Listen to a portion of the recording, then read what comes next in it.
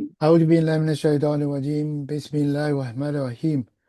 الحمد لله رب العالمين والصلاة والسلام على محمد وعلى آله وصحبه أجمعين。一切讚頌全歸真主創造宇宙萬物嘅主宰，祈求真主賜摩罕默德聖人、佢嘅家屬同埋佢嘅聖門弟子平安。各位朋友，阿薩拉姆阿拉公，祈求真主賜大家平安。好多謝大家咧參加今日嘅伊斯蘭課程。今堂我哋咧講嘅咧就係伊斯蘭對人類文明嘅貢獻。每一個民族、每一個文明咧都有借鑑其他文明嘅地方，同埋亦都為咧其他嘅文明作貢獻嘅機會。因此咧，我哋要承認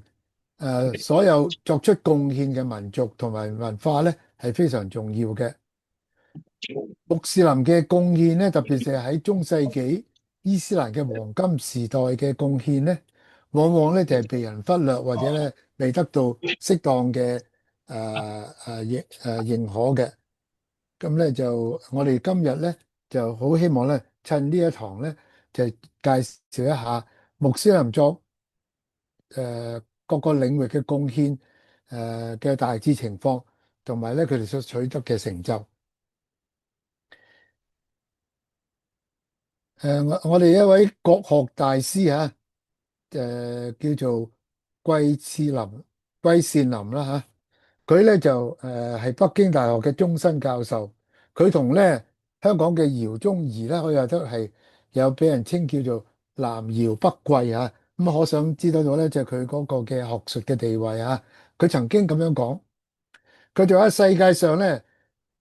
歷史悠久、地域廣闊嘅自成體系、影響深遠嘅文化體系咧，只有四個，就係中國、印度、希臘、伊斯蘭，而再冇第五個啦。咁樣，咁佢講到就係話咧，即係伊斯蘭係同埋都係即係四大嘅文明之一咁樣啦。咁當然其實都仲有其他兩個文明嘅，包括即係兩河流域同埋尼羅河流域就不過咧呢啲嘅古文明咧都咧被古羅馬同埋古波斯咧所殲滅，咁所以咧，現在你想要了解呢兩個文明咧，就只可以去博物館啦。我喺讀書嘅時候咧，咁當然嗰陣時候仲係香港仲係由英國統治嘅殖民地啦。我哋受到教育咧就係講俾我哋聽，呢個世界嘅歷史咧就係由希臘到羅馬。然後咧就跟住咧就到文藝復興、工業革命、現代，咁所以我哋今日現在嘅生活咧咁繁榮進步咧，就係有賴於工業革命或者文藝復興。再早啲嘅咧，你追翻嘅咧就只係希臘羅馬。咁中間嗰幾百年咧就叫做黑暗世紀，即係乜都冇嘅，即係冇咩即係啲人類冇咩進步過之類咁樣。但實際上係咪咁嘅咧？其實咧。喺你嗰幾百年裏邊咧，雖然歐洲陷入一個嘅黑暗世紀，但係喺中國好、印度好同埋伊斯蘭好咧，呢佢哋嘅文明昌盛咧，係一路不斷咧發展，並且咧就係為人類作好多嘅貢獻嘅。所以咧，西方咧所講嘅黑暗時代咧，正係咧就係伊斯蘭嘅黃金時期。呢個大概一般講咧，就喺公元8世紀到13世紀呢段之間。咁每一個文明咧，就係喺從歷史上面我哋都知道啦就係有上升期，有達到頂峰期，亦都有陷入衰退嘅期間。咁今日我哋着住眼嘅咧，就係介紹穆斯林嘅貢獻，見證伊斯蘭教義所引發嘅繁榮文明咧，點樣主宰住科學界同埋學術界嘅發展超過600年，為人類文明進步咧作出咗重大嘅貢獻。譬如今日我哋見到西方嘅列強，譬如以美國為首咁樣先算啦。咁美國就可以話得現在嚟講係世界即係差唔多手屈一指咁啦。但係其實佢哋只不過即係三幾百年嘅歷史咧，一段好短嘅時間嚟啊。著名嘅哲學家羅素咧，佢咁樣講啊，佢話咧，我哋慣用咧黑暗時代呢個詞嚟概括，即係大概700到1000年嘅呢段時間。佢話呢個咧就係其實我哋過度關注西歐，佢喺同期嘅話咧，其實咧雖然基督教喺嗰個時候係失去好多嘢，但係不過咧呢個世界咧其他地方，譬如中國、西班牙。一路咧就係誒伊斯蘭嘅蓬勃發展啊，咁樣咧就實際上係喺同期發生嘅。所以咧，我哋睇文明嘅話咧，唔可以淨係睇西歐啊，否則嘅話咧，我哋係一種係眼光短淺。喺另一個英國嘅一個教育家、歷史學家 Thomas Anler 咧，佢有類似咁講，佢話如果冇阿拉伯人或者冇嗰啲穆斯林嘅貢獻咧，現在嘅歐洲文明根本就唔可以出現。或者另外一個法國嘅醫學家兼人類學家咧嚇誒 Robert，佢喺一本書叫做《人性嘅建設》嗰度咧，佢亦都提到，佢話歐洲嘅文藝復興咧並唔係開始於15世紀嘅，而係從嗰啲歐洲人去阿拉伯嗰度學佢哋嘅文化嗰度開始。佢話歐洲重生嘅搖籃唔喺意大利，而係咧，嗰啲穆斯林管治下嘅西班牙，即係話再早嘅時候，其實佢哋咧去到西班牙去嗰度嚟到學習呢個伊斯蘭嘅文化，從嗰陣時開始咧，就帶嚟呢個歐洲嘅開始嘅復興。英國嘅查理斯三世咧，亦都咁樣講啊，佢話咧，點解嗰啲穆斯林嘅貢獻被人漠視咧？咁樣。咁佢就話咧，佢講得好坦率啦。佢話係西方人更加就忽略咗伊斯蘭世界對我哋嘅文化同埋文明所給予嘅恩惠，係由於咧我哋咧傾向於視伊斯蘭係西方嘅敵人，我哋傾向於忽略或者甚至咧刪掉咗佢哋同我哋自己嘅歷史嘅偉大關聯。咁呢個咧就係查理斯啊，佢講到西方人點樣睇呢個世界，同埋咧就係其實係佢哋覺得伊斯蘭一路以嚟咧就係呢個十字軍嘅一個引發嘅一個歷史嘅因素啦。佢哋咧所以咧就覺得伊斯蘭咧係佢哋嘅敵人，所以咧凡親對伊斯蘭有咩貢獻都好啦，佢哋當睇唔到，甚至就係專登將佢忘記咗咁樣。咁其實到底當時伊斯蘭文明有乜嘢因素令到佢哋會興盛嘅咧？咁樣第一點咧就係佢哋精神力量啊，佢哋相信咧宇宙萬物係由主宰所創造嘅，所以咧上主創造係有一個崇高嘅目的嘅，所以佢覺得人咧，所以係有一個價值，有一個使命，所以並且咧佢哋又就隨要將呢個真理咧傳播俾世界，並且咧解救嘅一啲嘅不幸嘅人民啊咁樣。咁第二點咧就係咧，佢哋將古蘭經同埋聖訓嘅教導咧就係貫徹執行。喺過咗穆聖去世之後啊，大概100年左右前後啊，就你見得到咧，就係伊斯蘭嘅疆土咧，就係擴展得非常之快。由穆聖在生嘅時候咧，將呢個即係呢個阿拉伯半島嘅民族咧團結起嚟之後咧，咁就跟住落嚟咧，就嗰個疆土咧就擴展。咁咧就喺呢個百鬆啲年即係嘅時候咧，到75年嘅時候咧，你見到咧就係呢個整個嘅地區咧都變咗咧就係成為咗一個經濟共同體，一個同文化嘅一個區域。咁所以咧就係由呢個印度伸展到大西洋呢一邊咧，即係話西班牙、摩洛哥呢一邊咁樣啊。咁於是咧就係呢個咁大片嘅土地咧，亦都變咗冇，我等於好似冇咗疆界咁啊。所以喺貿易啊等等各方面咧，就輕易咗好多，亦都咧就係方便咗好多啦。另外一點咧就係伊斯蘭對尋求知識嘅呢個嘅注重，喺《古蘭經》度咧就有好多嘅章節咧，都係講到咧要我哋觀察啊、思考啊、思維啊、探索啊、反省啊咁樣樣。咁而咧即係聖訓咧，穆罕默德聖人咧，亦都咧就係責成我哋每個信伊斯蘭嘅人咧要求知。所以咧就喺呢個穆聖去世之後，四大哈里發之後咧，就無論喺雍米亞朝、阿拔斯朝呢個初期嘅嗰啲統治者都係有識之士，佢哋都係讀書人啊，所以咧佢哋都要明白到咧呢個知識嘅重要，所以咧佢哋鼓勵學習同埋研究，咁咧就係並且咧就肯將啲資源咧投放喺教育同埋研究嗰度嚟。咁所以咧，佢哋咧就係辦咗好多學校、大學啊咁樣，同埋另外一點好特色咧，就係有啲所謂叫 Awqaf 或者咧稱佢叫遺產啊，就係好多嘅人有錢嘅人咧，佢哋將佢哋部分嘅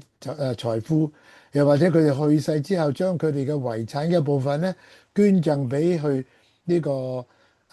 宗教嘅團體嗰度，或者一個清真寺嗰度，然後咧佢哋就成咗一個等於一個基金咁樣樣。咁於是呢啲嘅房產咧就要一路運作，咁咧就得到嘅利潤咧就係多數咧就除咗支付呢啲嘅清真寺嘅運作之外咧，就大多數咧都係投放喺教育啊、研究啊嗰度。咁所以咧喺一次呢個教育方面咧個係突飛猛進嘅。咁同另外一點咧就係嗰啲統治者亦都比較喺呢段時間咧係少干預教育，咁令到嗰啲嘅誒推行教育嘅人咧就能夠有更多嘅空間。咁並且咧就係伊斯蘭教好強調咧就係思想要就自由開放，強調咧就要批判思考同埋創意思維。咁呢個咧就係伊斯蘭將人類從迷信嗰度解放出嚟，並且咧就係我哋相信所有嘅人，無論嗰個統治者或者嗰個被統治者，大家嘅地位都有一律平等嘅，喺真主嘅面前，人人平等嘅。咁呢種咁樣嘅態度咧，仲有就係對唔同嘅膚色、唔同嘅種族嘅人咧，係一視同仁，亦都咧誒佢哋嘅學問，我哋都可以學習。咁因此嘅話咧，嗰啲穆斯林嘅文化咧，就能夠咧吸收到各族嘅精華，所以啊，令到早期嘅穆斯林統領咗咧半個當時已經開發嘅世界。佢個主要原因咧，並唔係佢嘅軍事力量，而係佢哋嘅正直同埋人性。所以咧喺一個英國嘅一位歷史學家呢個W.M. Watt，咁咧佢都係呢個聖公會一個牧師嚟嘅。咁佢又咁喺佢本書度講關於呢個嘅伊斯蘭喺歐洲嘅歷史嘅時候咧，佢咁講啊。佢因為咧嗰啲歐洲人對伊斯蘭教嘅抗拒，所以咧就貶低嗰啲穆斯林嘅影響，並且誇大佢哋承襲希臘同埋羅馬嘅傳統嘅依賴。意思即係話嗰啲歐洲人咧，佢係對伊斯蘭或者對嗰啲穆斯林又有歧見，因此咧就係好多嘢咧，佢哋都話佢哋係承襲希臘羅馬嘅。其實好多咧就算從伊斯蘭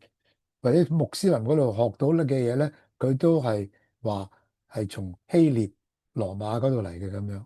所以佢話咧，今日我哋嘅一個重要任務咧，就係要糾正呢啲虛妄嘅講法，並且充分肯定咧我哋對阿拉伯同埋對伊斯蘭世界嘅虧欠。所以咧，本來嚟講咧，早期喺呢個希臘啊、中國、印度嘅呢啲學問咧，就喺呢個時期咧，就傳到去巴格達。巴格達就即係現在嘅伊拉克啊，當時嚟講亦都係伊斯蘭世界嘅一個嘅首都。再傳到去北非邊開羅，然後再去到由開羅一路北非咧，就去到呢個嘅摩洛哥，然後咧就過咗呢個嘅紅海咧，就去到西班牙。所以就係話當時咧就係呢啲嘅學問咧，就輾轉咧傳到去西班牙，譬如安達盧斯咧就係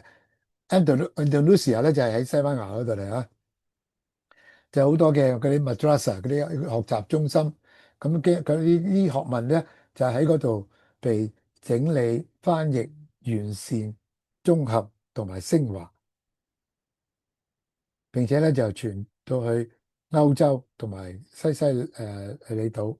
所以就話呢個新時代嘅誕生咧就係照亮咗歐洲嘅黑暗世紀，所以即係話。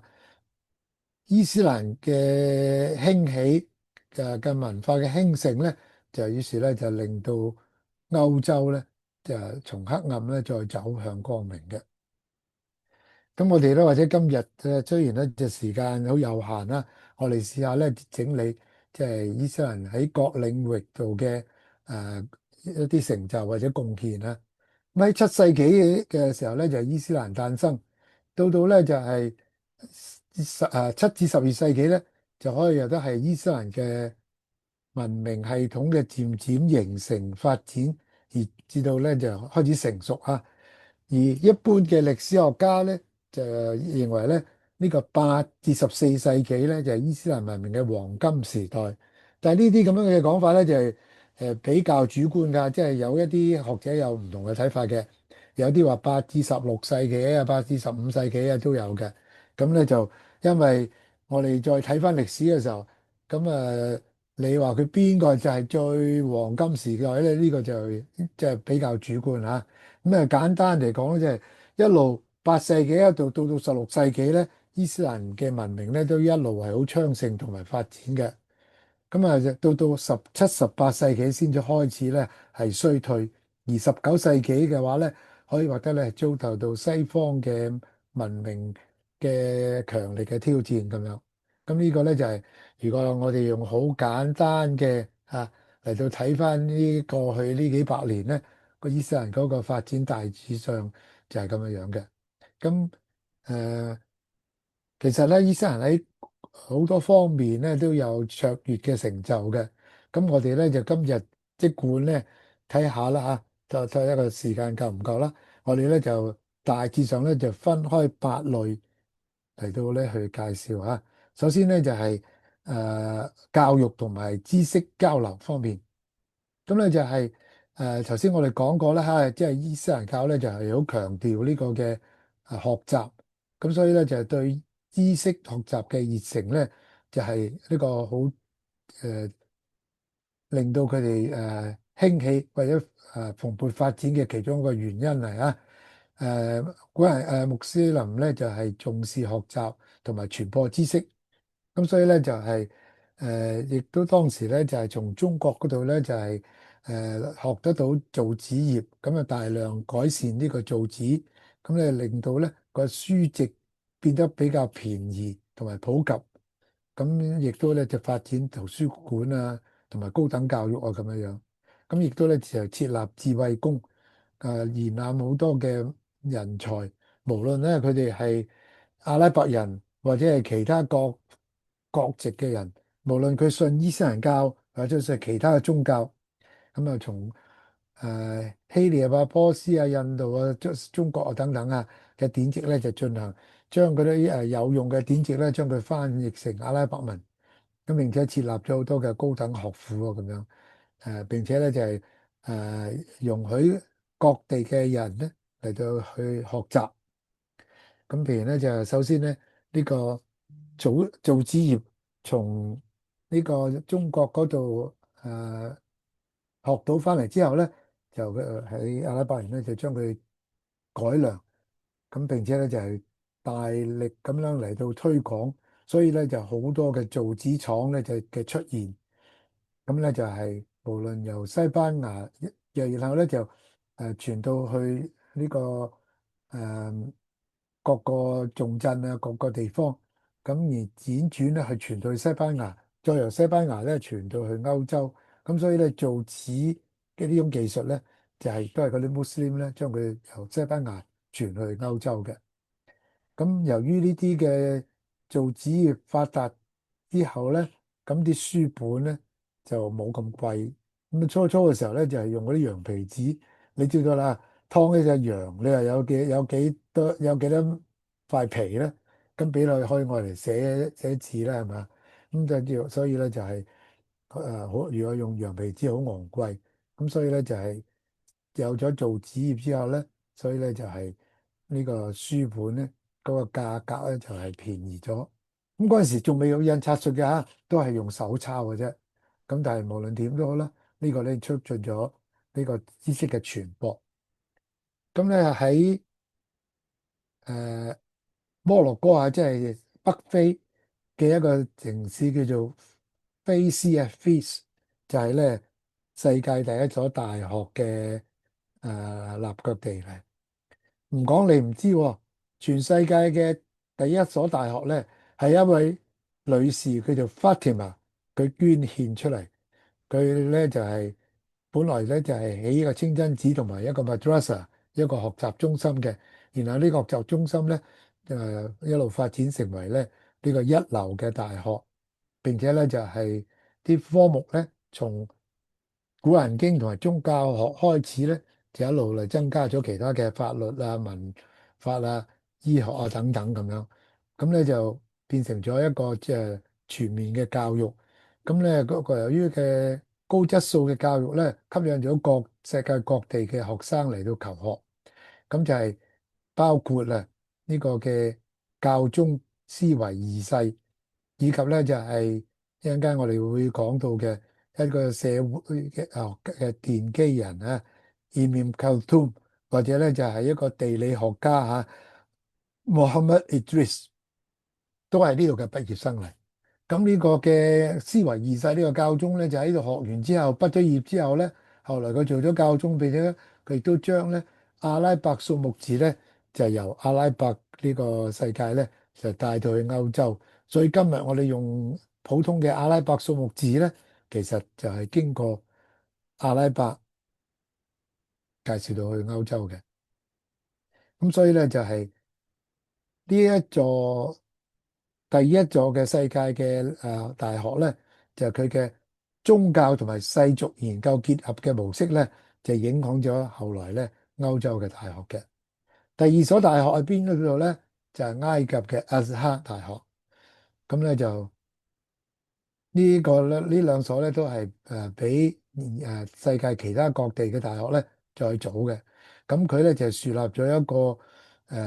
榜樣咧，就係咧注重咧嗰個課程嘅架構啦，同埋強調咧就係呢個學術要辯論啊呢個嘅先河。咁咧就喺公元970年嘅時候開辦嘅。咁唔講你唔知喎，而家譬如你話咧，我哋啲後生仔去啲大學度讀書啦，讀完畢業咁啊着件學士袍，或者再咩嘅啦，就讀博士博士袍啦。咁你而家見到佢點解好似平日都唔係着呢啲衫啊？點解要着件咁嘅袍咧？咁樣其實咧源於咧就係當時嗰啲歐洲嗰啲人咧去阿拉伯嗰啲地方度學呢個。求學，然後咧就喺嗰度咧畢業嘅時候，咁你就着一件咁樣嘅袍。咁於是佢哋翻到嚟咧，佢哋嘅歐洲度之後咧，於是咧都承襲咗呢種咁嘅傳統。咁所以呢啲嘅學士袍咧，其實咧就係標誌住佢哋呢種咁嘅制度咧，係從穆斯林嗰度學翻嚟嘅。咁除咗呢個嘅學府嘅發展之外咧，另外咧就有圖書館啦。就譬如頭先講嗰個卡魯恩大學，即係第一所大學咧，個圖書館亦都係可以咁講係全世界最早嘅圖書館之一嚟啦。咁呢個呢只一個閱讀廳嚟啊，唔係收藏呢個藏書嘅地方嚟嘅。咁咧就呢度咧就據講啦，佢收藏咗咧有4000套咧好珍貴嘅、好珍貴嘅古代嘅阿拉伯手稿。你要明白喎，而家我哋圖書館度嗰啲書咧，就一本你去全世界嘅話，咪可能過千本、過萬本印嘅，印一次係嘛？但係嗰陣時嗰啲書咧係點啊？用手抄喎，一本一本咁抄，一隻一字字咁寫出嚟嘅喎。咁所以咧就係呢啲咁嘅手稿咧係好矜貴嘅嚇。咁咧就除咗咁之外咧，佢哋亦都咧就設立咗咧一啲所謂叫做智慧宮。呢啲智慧宮咧其實咧就可以話即係咧就夾一個翻譯館、圖書館同埋科學研究館嘅於一身嘅一個嘅學習中心嚟。咁咧就呢個就係促成咗咧當時呢個伊斯蘭發達或者文明興盛嘅原因嚟啦。咁咧佢哋咧就係將世界各地嘅有用嘅文本咧就翻譯成阿拉伯文。咁呢個咧就係持續咗咧超過100年嘅翻譯運動啊，將搜集咗希臘、波斯、印度、羅馬、中國等等各地嘅嗰啲珍貴嘅學問嘅各個科目嘅珍貴學問咧，佢哋咧就係誒搬到嚟呢個巴格達，然後咧就喺嗰啲智慧宮嗰度咧就係要請一啲嘅專人咧嚟到將佢哋翻譯成阿拉伯文。咁喺呢個咁嘅過程當中咧，就係吸收咗異域嘅學問之後，融會貫通，重新整理、創新發明，進一步發展，係將東西文化咧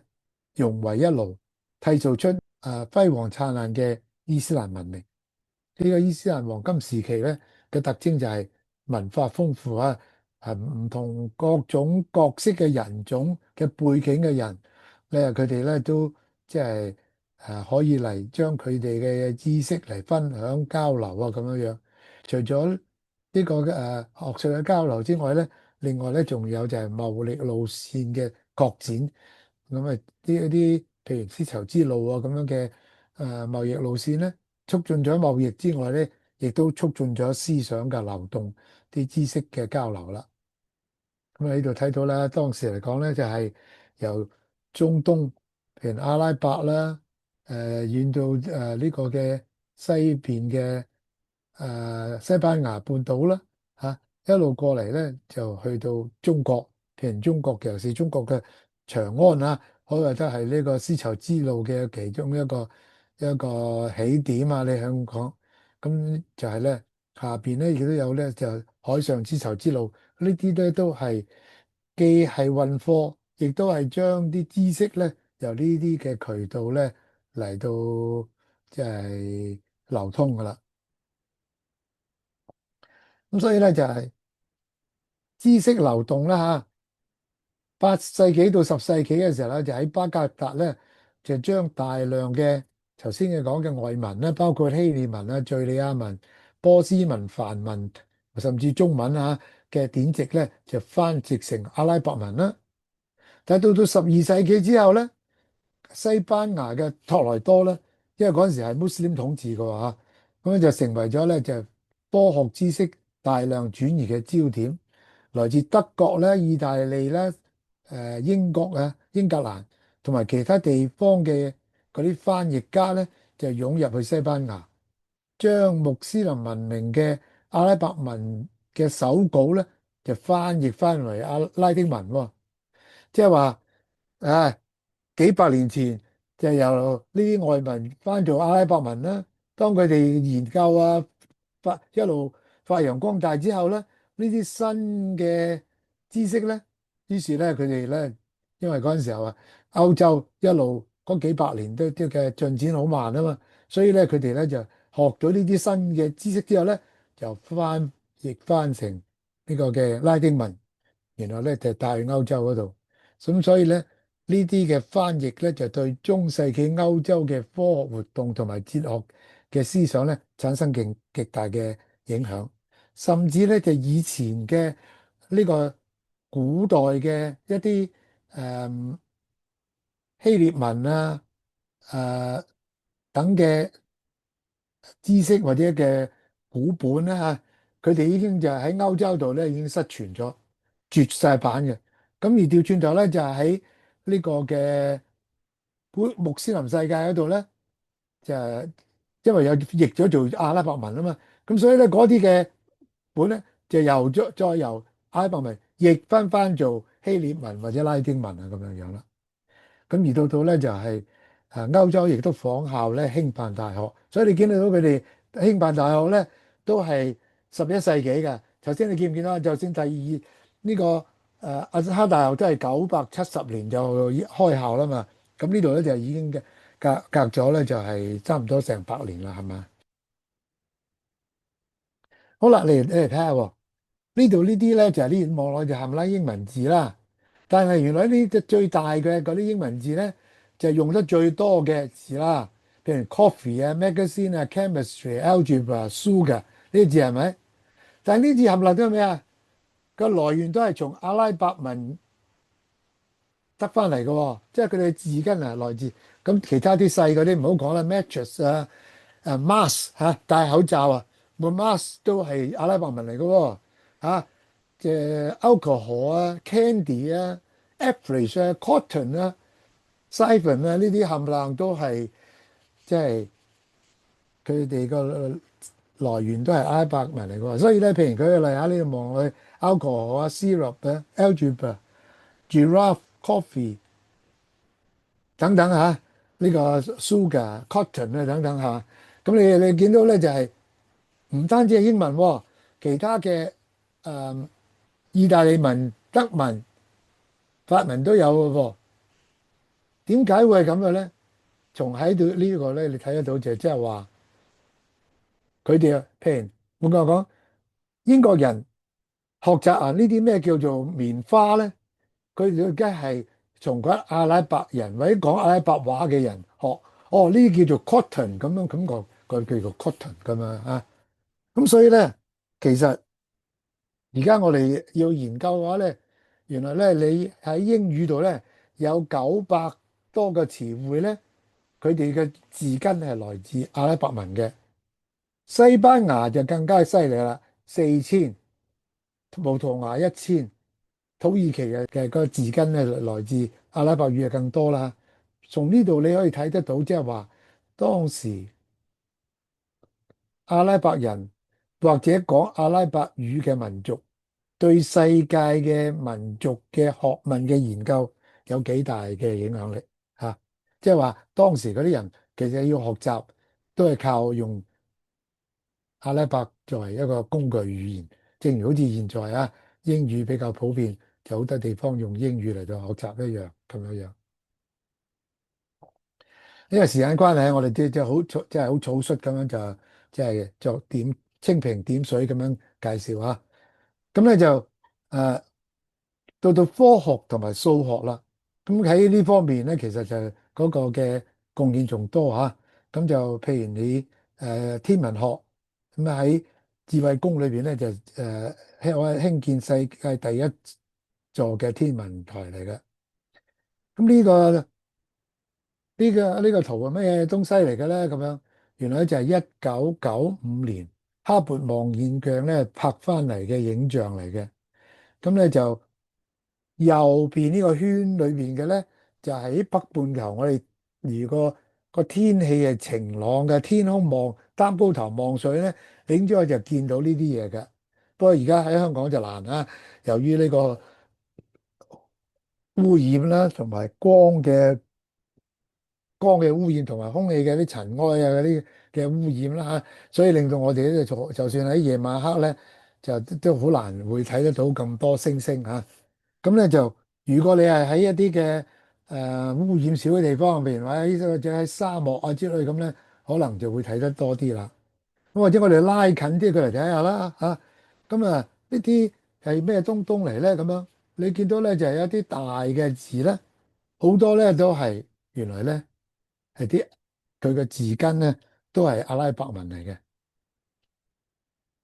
啊！即係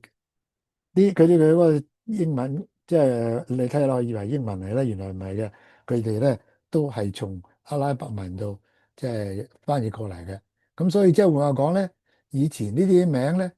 都係即係換話講，即係而家你望上去天空度好多呢啲星嘅名咧，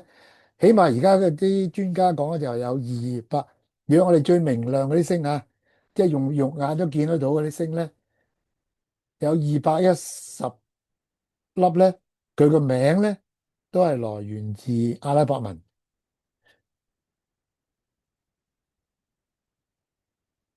如果即係我哋頭先望得到嘅咧，就係大概有30粒咧，就係佢哋咧就係比較明亮嘅星星咧，佢就將佢咧就做咗成一個六角星咁樣。即係要根據佢哋嗰啲光度嘅對等咧，佢冇誇張到佢㗎嚇，佢就即係相對地咧就調整咗啫，咁就俾大家容易睇到。即係換我頭先睇到嗰啲咧，有啲大字嗰啲冚唪唥都係啲阿拉伯文字嘅名稱嚟㗎。咁所以即係話點解會係咁嘅咧？點解大多數嘅明亮嘅星星個名都係阿拉伯文咧嚇？咁樣就係因為咧，當佢哋係起名嘅時候咧，都係喺大多數係喺伊斯蘭嘅黃金時代嗰個時候，先人先開始咧，就係斬到頭望啲星，睇下呢座星啊，點解咁叻咁光，時時都見到佢喺度嚟。咁於是咧就同佢改名。咁改即係呢啲名嘅人咧，多數都係阿拉伯人或者用阿拉伯語學習嘅人。咁其中呢一個咧叫做 Sufi，佢咧就係呢個喺10世紀嘅時候咧，就咧創製好多嘅星表啊，即係話啲星星嘅譬如喺邊嗰個方位度啊，咩時分出現啊，咩年乜嘢啊，即係一年四季邊個時候係最光啊，諸如此類啊咁樣樣啊，同埋佢嘅光嘅強度啊咁樣。咁呢啲咧就係喺伊斯蘭黃金時代嘅時候開始發展嘅。咁當然呢啲咁樣嘅學問咧，就幫助當時咧，尤其是譬如咧導航啊，你喺海上邊嘅話咧，或者喺個沙漠上邊咧，根本就係乜嘢標記都冇㗎，就更加唔好講係有 GPS 啦，係咪？咁 GPS 都係後來我哋而家咧都係得受惠於佢哋嘅。咁喺伊斯蘭嘅穆斯林喺天文學嘅成就咧，其實就好多嚇。我哋真係冇辦法詳細講啦。簡單咧，佢哋建立咗天文台咧，做咗好多嘅測量啦，製造咗嘅星表啦，咁樣幫助咧就好多人嘅導航。譬如咧就係伊朗啊，有一個嘅叫做馬拉蓋嘅天文台。咁呢個咧就係或者呢個喺中亞呢個。森麥卡啊，撒馬爾罕嘅一個天文台啊，咁你望到咧呢個係咩東西嚟嘅咧？呢個係一個六分儀嚟嘅喎，即係用雲石做嘅六分儀。咩六分儀嚟嘅咧？咁樣，如果你航海嗰啲咧，你就會揸住一個手提嘅一個咁嘅東西咧，就望我嚟咧就睇下嗰粒星。另外咧就同咧嗰個海面個海平線咧嗰個所成嘅距離，咁佢就可以用咁樣嚟咧，即係定得到位咧，定到自己大概係喺邊個海嘅邊個位置度咁樣嘅。咁呢啲六分儀咧，就係你可以細嘅可以手提啦，係嘛？咁佢大到咧就係呢個天文台咧就係一個好巨型嘅用雲石做嘅六分儀啊，咁現在仲留喺度嚟嘅。咁你當然咧就係喺曆法啦，編寫呢個曆法書啊，同埋方位指南啊之類咧，就喺當時嘅穆斯林咧做咗好多嘅貢獻嘅。咁咧就製造咗好多儀器啦。咁後來咧就包括我哋中國都受惠喎。中國嘅元明兩代嘅科技咧、天文咧、曆法咧嘅迅速發展咧，都係有賴於呢個嘅佢哋嘅貢獻嘅。因為元朝嘅時候咧，就係蒙古人即係統治中國啦。咁蒙古人亦都咧就係征服咗阿拉伯世界嘅。咁就係蒙古人就係佢哋嘅鐵器就係征服咗阿拉伯人，但係阿拉伯人嘅信仰咧就征服咗蒙古人喎。所以佢哋啲後代咧就有好多係歸順咗伊斯蘭教。咁所以變咗咧就係當時元朝嘅時候咧，變咗有好多嘅統治者咧都係咧就係可以借助喺呢個穆斯林土地嘅各個地方嘅嗰啲嘅人才咧徵召佢哋嚟中國嚟到去服務啦嚇。咁所以咧就係佢哋有好多嘅建築師啊，好多嘅天文學家啊、歷法學家啊之類咁樣。譬如中國嘅北京嘅故宮啦，或者北京街道嘅嗰個街道嗰個格局啦，都係由穆斯林嘅建築師所規劃嘅喎。要大家有興趣嘅咧，睇下我哋講中國穆斯林在中國嘅嗰一課度咧，就會更加詳細嘅介紹嚇。除此之外咧，有一個叫 Patani，咁佢就距離我哋一千幾年啦，係嘛？一千三四百年啦，係嘛？五係啦，一千年咧，一千年到啦，一千年到啊。咁你就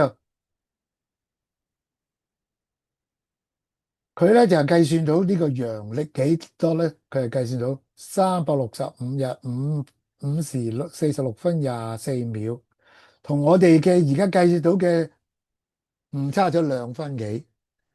即係個誤差率咧係100萬分之5。你要知道喺當代嗰個年代啊，嗰個啲儀器嗰個嘅條件啦，佢能夠做到呢個咁樣嘅準確嚇。咁啊，夠仲有咧就係喺月食啊各方面嘅秋分啊等嘅計算啊咁樣咧，亦都咧就作咗非常之多嘅貢獻嘅。咁呢個咧就係佢哋變咗製造咗好多嘅表啊，即係都係呢個對天文學同埋對咧日後咧歐洲嘅天文學咧有深遠嘅影響嘅。咁然後咧就嗰陣時候咧就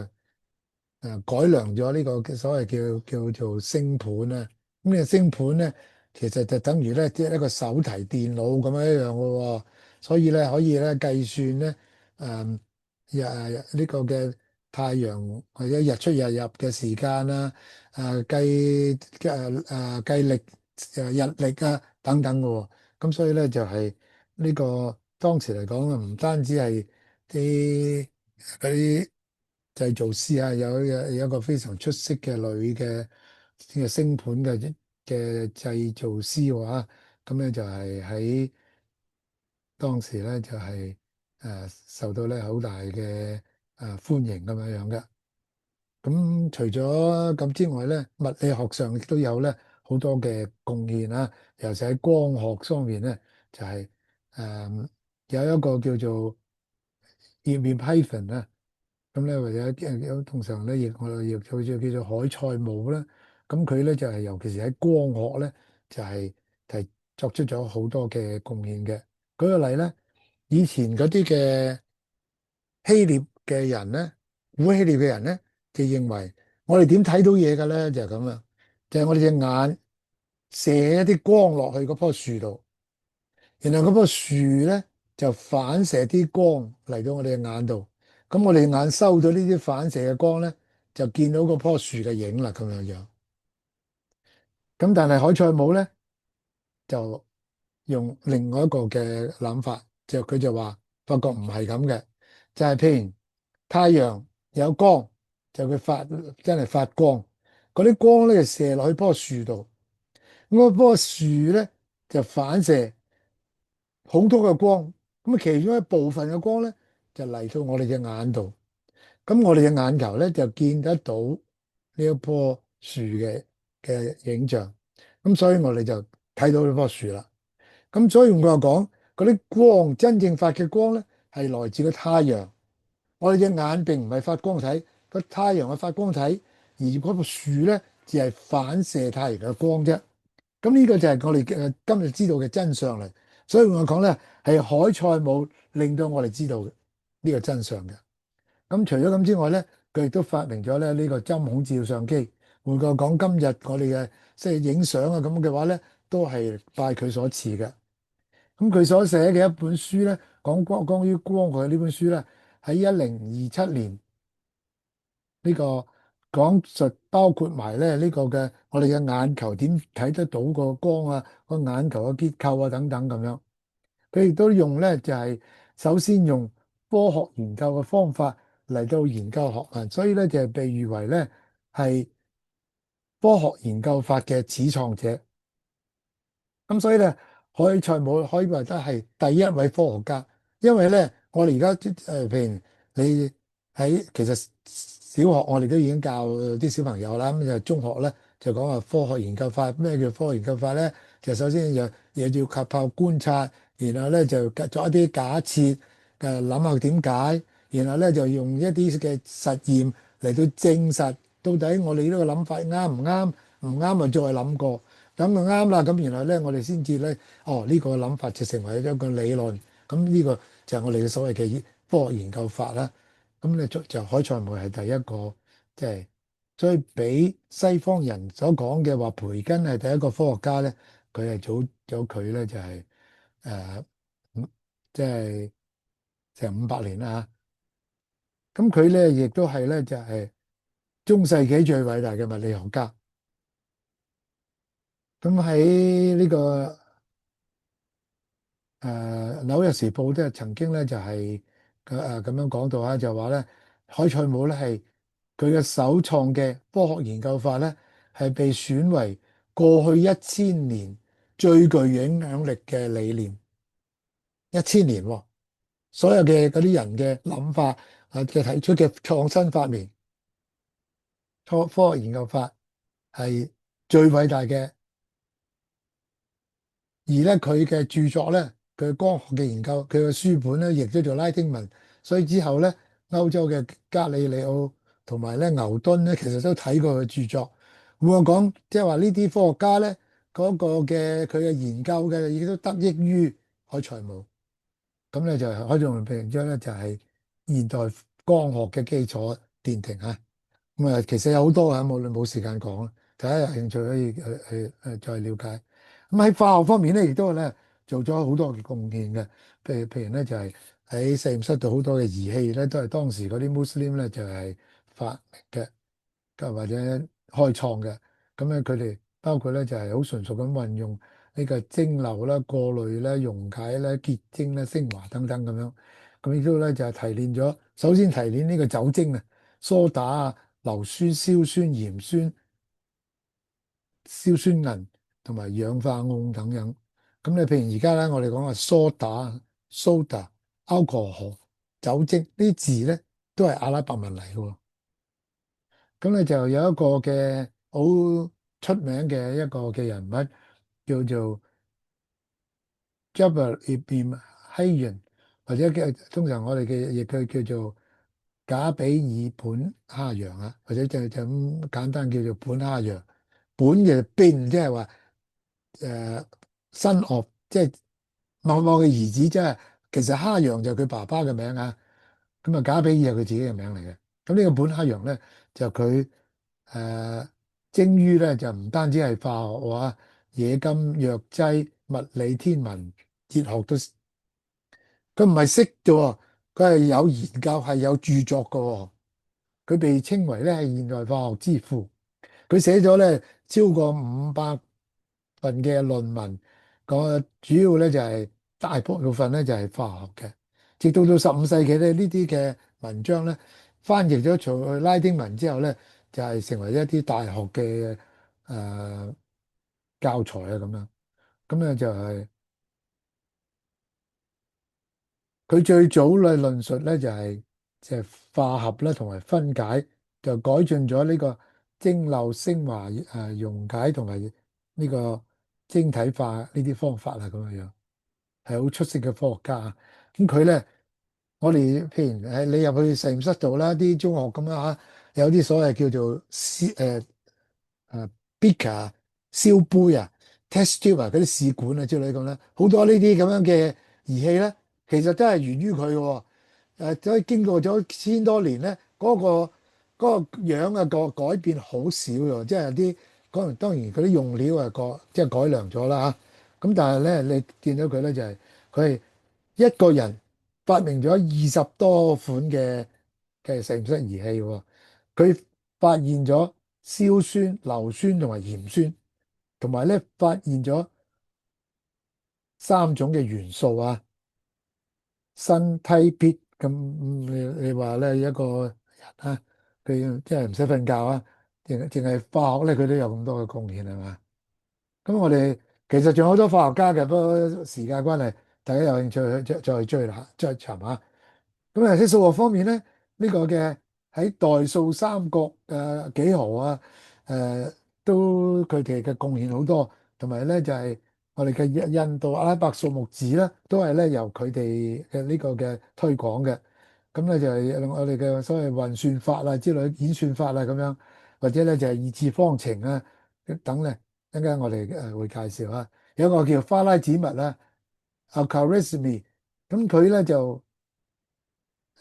有幾兄弟㗎嚇，幾兄弟對於數學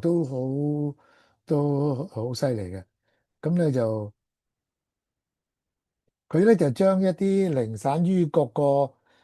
唔同民族、唔同國家嘅嗰啲嘅關於數學嘅一啲典籍咧，就嚟到收集起嚟同埋整理，同埋咧就好多時候咧啲人寫嘅咧都係寫得咧就係好艱澀，好一般嘅人咧好難明啊。咁你想要好多數學嘅時候要應用喺日常生活咧就唔容易啦。咁所以咧佢就係佢目的咧係要將佢世俗化，將佢咧就係嚟到簡化，所以佢寫咗一本書咧，嗰個名咧就好長下。我哋而家叫做代數學啦嚇。咁其實佢其中有一個阿拉伯字咧叫做 algebra 啊，咁嗰啲人譯咗佢就 algebra 咧變咗係 algebra，就係咧，所以而家呢個代數呢個字 algebra 呢個字咧，就係從佢呢本書咧嗰個其實係即係解誒。呢個 completion 啊嘛，即係完成咗咁樣嘅嗰個字嚟嘅。咁所以咧就佢被尊為咧就係代數之父啊。咁佢除咗頭先嗰本書之外咧，佢亦都咧就係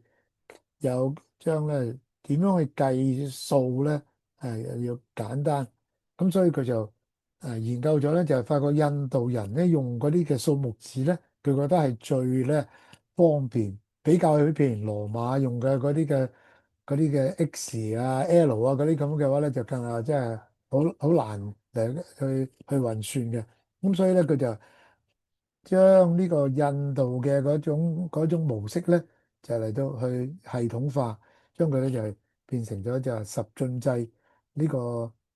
咁佢呢種咁樣嘅運算嘅方法咧，咁咧我哋咧就拉丁話咧叫佢做 algorithmy，亦其實咧就係嗰啲人咧，佢本來就係 Al-Khwarizmi 嘅，咁佢哋就發音唔準，就改名咗音啦嚇。咁而家變咗咧就係 algorithm 嗰個字咧，其實就係同佢嗰個英文名嗰度得翻嚟嘅。咁所以即係換句話講，英文講演算法咧，都係巴拉子物嘅名字嚟嘅。咁所以即係話現在我哋啲電腦嘅運作啊咁嘅。嗰種嘅演算法呢一啲咧嘅模式咧，都係源於巴拉子物啦。咁譬如我哋喺中學嘅時候咧，都會講用到一元二次方程解啊咁樣。我相信你就算中唔中意數學都好啦，你都見過啦。就算你而家忘記咗唔識解都好啦，你都見過係咪？呢啲東西咧都係巴拉子物嗰本書嗰度咧就係演變出嚟。呢個封面咧就係佢嗰本書嘅封面嚟㗎嚇。咁所以咧就另外一個嘅 Batani 咧就係、誒研究呢個三角，呢啲三角函數咧就係佢發展出嚟嘅。咁我覺得大家如果讀中學嘅數學咧，讀三角嘅時候咧，都應該見過下呢啲㗎啦。就算唔記得唔緊要啊，呢啲有啲印象啦，係咪？換句話講，即係我哋而家所學呢啲東西咧，都係千幾年前佢哋發展出嚟嘅。咁我到講醫學同埋醫理學，其實咧嗰啲 Muslim 對醫學嘅貢獻咧，比其他嘅更多嘅。因為點解咧？就係一陣間我哋講下，包括佢即係擴辦咗好多呢個嘅醫院啦，就發明咗酒精同埋點樣提煉啦，研究到咧點樣去治療天花啦，呢個嘅用要點樣用麻醉劑嚟到去做手術啦。所以仲有一啲外科嘅手術線嘅發明啦，同埋咧就我哋嗰個血液嘅循環嘅回圈啊，或者個血液循環啦嘅嗰個嘅系統咧，點樣都係佢哋咧就首先發現嘅。仲有咧就係佢哋呢做呢個白內障手術喎嚇，真係好犀利啊！咁首先咧就係伊斯蘭，從伊斯蘭嘅角度睇咧，就係人嘅身體就係全能主宰創造嘅，所以咧就最值得係欣賞，同埋最值得去關注，同埋所以我哋咧要點樣令到佢運作得正常，所以咧我哋咧就同埋咧要點樣去保持身體健康同埋安全。點樣咧？如果遇到有疾病，遇到被侵害、傷害咗之後，點樣去醫治治理翻咧？就成為咗穆斯林一個咧好關注嘅話題嚟。有一段嘅聖訓咧，聖人咁講啊，就話真主降下乜嘢病，就必然亦都會降下乜嘢相對嘅治療嘅方法。意思即係話。你唔好，你見到啲病，你冇話，誒冇得醫噶啦，你唔識醫啫，唔係冇得醫，有得醫嘅，你而家唔識啫，你要去想辦法，所以咧咁樣係促進咗嗰啲穆斯林咧要去研究一啲本來佢哋覺得冇得醫嘅疾病，咁呢個咧就係變咗佢哋嗰個態度就唔一樣啊，並且咧就係譬如有一段 hadith 咧，而家講咧你就好認同，亦都明白係咩一回事啦。聖人曾經咁樣講過，佢就話咧：如果你哋聽到某一啲地方流行瘟疫嘅話，你哋就唔好去嗰度地方啦。不過如果你嗰度地方，你住嗰度地方發生瘟疫咧，你就唔好逃避去第二度地方喎，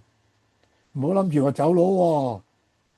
你哋知道點解啦，係嘛？即係話，因為如果某個地方有瘟疫，你又未，你個地方未染有嘅咧，你又唔應該去嗰個地方度，因為咁樣好容易傳染。如果你住嘅地方既然已經有瘟疫啦，咁話你有好大機會都可能會染到，所以你就唔好去其他嘅地方度將嗰啲瘟疫帶去俾人啦，係咪？雖然當時咧穆聖佢哋唔識得呢種咁嘅咩叫傳染啊之類呢啲，OK，或者亦都唔知道係乜嘢引致瘟疫嚇，但係咧穆聖嘅呢啲教訓咧，都係對當時嗰啲嘅醫學界咧有一個好大嘅啟發嘅。咁譬如咧就係有一個好出名嘅叫做拉齊嘅 Razi 啊 Razi 呢個呢位醫學家咧，佢寫嘅著作咧就係超過200本。咁其中咧有一本咧叫做醫學集成，同埋呢個曼蘇爾醫書呢兩本書咧，可以話堪稱係不朽嘅名著嚟。咁佢咧就係被認為咧係外科穿線法嘅發明者，意思即係話咧，我哋譬如話以往手做手術要開刀切開個肚，或者切開邊個部分，切咗之後再連翻佢，呢種做法啊係佢老弟發明嘅，係佢係第一個創設嘅。佢曾經咧任巴格達嘅醫院嘅院長，可以話都係被譽為係最偉大嘅醫學家，最有富有創造力嘅。咁佢你睇下佢係咩世紀人啊？10世紀嘅人，佢到17世紀咧，都係無可爭議嘅醫學權威啊！即係佢所寫嘅醫書啊，用咗700年，即係佢並且咧就首先咧將天花同埋麻疹作鑑別。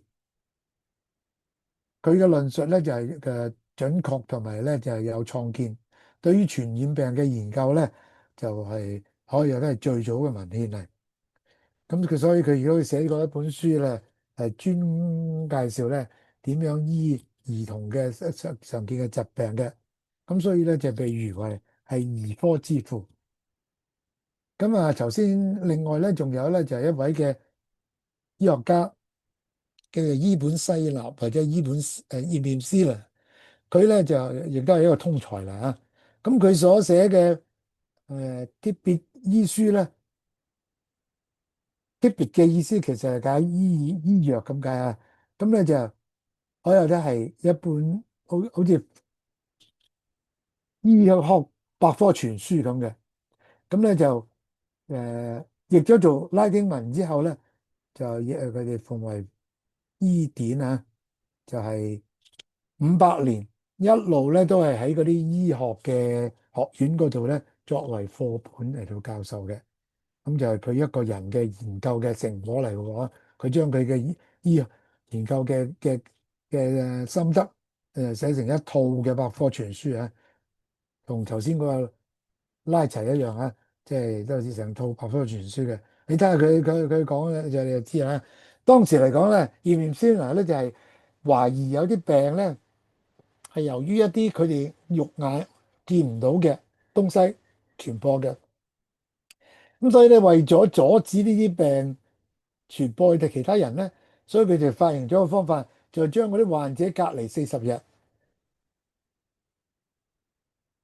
咁咧，佢哋稱叫做 outbuying。outbuying 其實就係阿拉伯文40咁解，即係話將佢韞起嚟40日，同其他人唔好有接觸。咁呢個咧就係作為一個醫治嘅方法，或者對付呢啲傳染病嘅方法嚟。後來嗰啲意大利嘅商人嚟到穆斯林嘅地區度咧，就了解到呢啲情況嘅做法之後咧，就帶翻去意大利。咁於是咧，佢哋就意大利文就佢哋用翻40日，佢就叫意